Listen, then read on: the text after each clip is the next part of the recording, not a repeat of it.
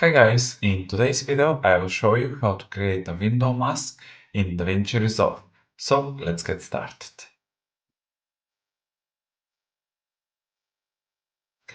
Over here I have sample footage from a window airplane. Let's place it on the second layer and trim it a little bit. This is enough for our tutorial today. Let's remove the excess.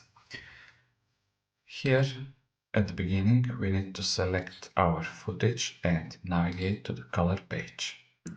Let's expand nodes and right click Add Alpha Output.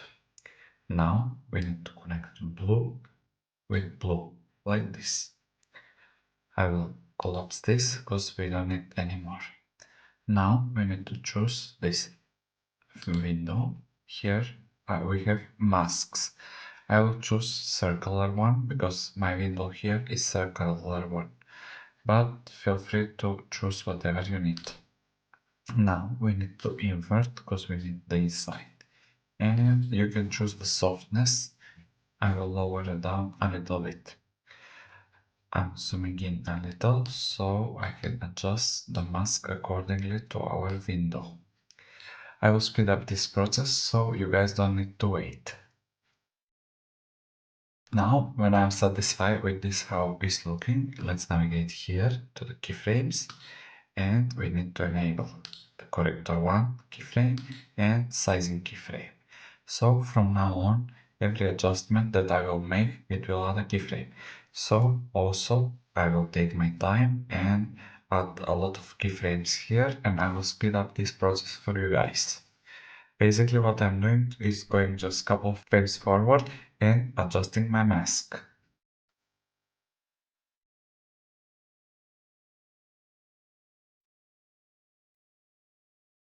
Let's review it together. I've added a lot of keyframes here and this is how it's looking. Slowly zooming in and expanding the mask.